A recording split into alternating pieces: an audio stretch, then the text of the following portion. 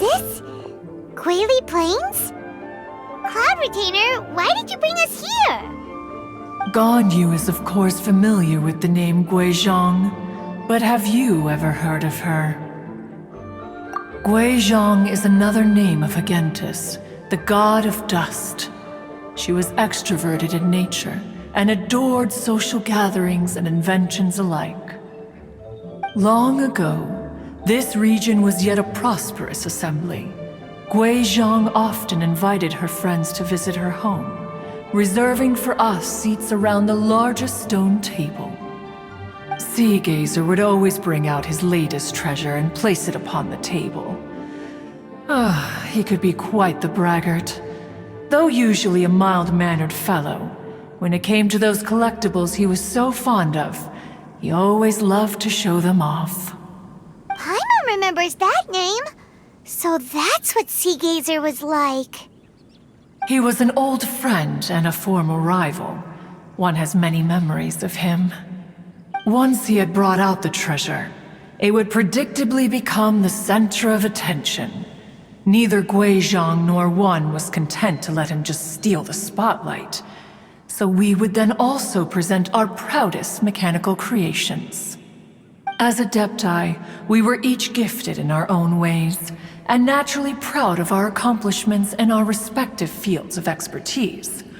As a result, one often quarreled with Sea Gazer. His treasures were not even of his own making.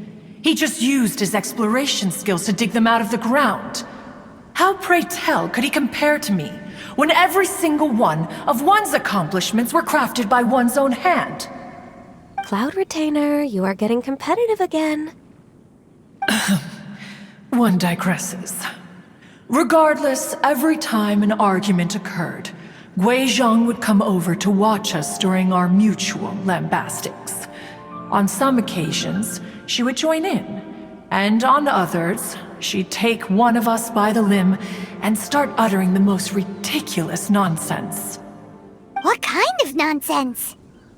No kind of nonsense were we spared. Sometimes she would brazenly opine, why argue between yourselves when neither of you could ever hope to beat me?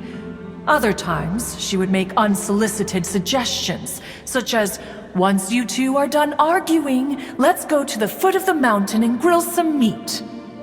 She always sought to make everyone happy, and one must say, she had quite the gift for it. No matter what nonsense she said, one never felt bothered or offended. It also helped that she never referred to one as that Illuminated Bird or Lady Bird. Come on, get over yourself! Anyway, just as our impassioned arguments would reach the apex of acrimony, Marchosius would bring his delectable dishes to the table. Who would dare snub the stove god and his wondrous creations? At the sight of him, we would all immediately drop the argument and prepare the table for a night of feasting and drinking. Back then, one was always bothered by how the cups Rex Lapis brought were always too square for one's taste. Can you see yourselves ever enjoying a drink from a square cup? Then you are most tolerant, but that is its own virtue. Even one could never find fault with Marchosius's cooking. As we ate, Guizhong would continue to find topics for conversation, filling the table with humor and laughter. Each of those old fossils had their character flaws and points of obstinacy. So why was it that whenever we dined together, we always had a marvelous time?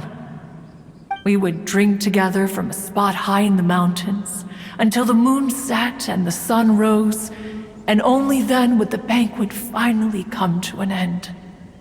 Streetwood Rambler would often remain to admire the flowers with Guizhong before returning to her own abode. The glaze lilies were far more abundant back then. Entire fields of them would appear to the eye as a veritable sea of flowers. Streetward Rambler? That would be Ping. You probably know her as Madam Ping. Oh, Okay. Wait, this is a lovely story and everything, but didn't we come here to find that Adeptus from Mr. Dvorak's story? Or are you saying that it was Guizhong? Didn't she,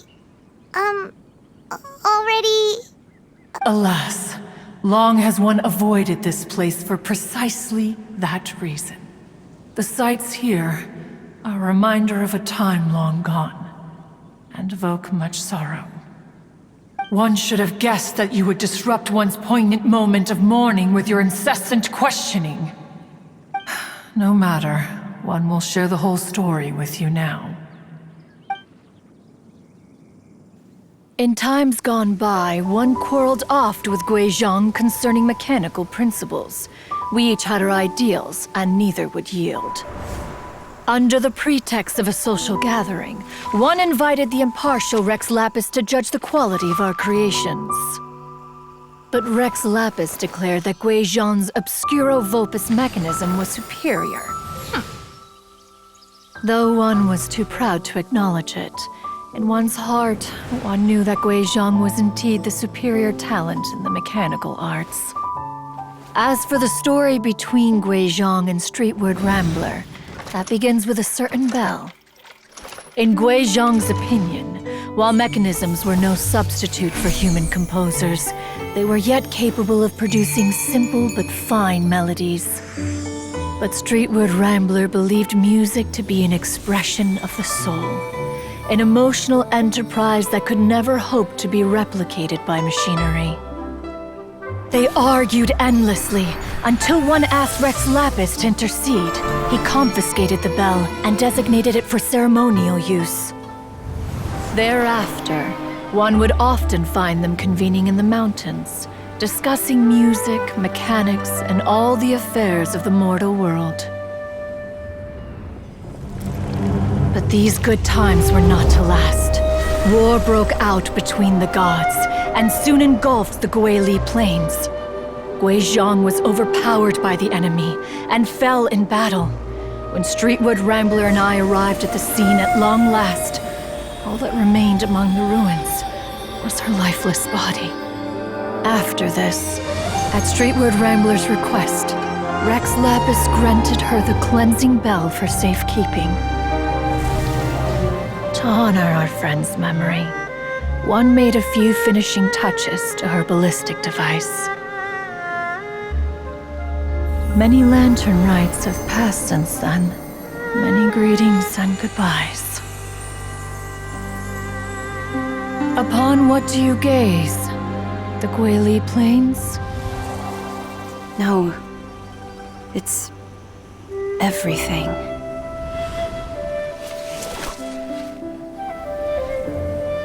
We think of human life as like a lantern that's lit one minute and extinguished the next.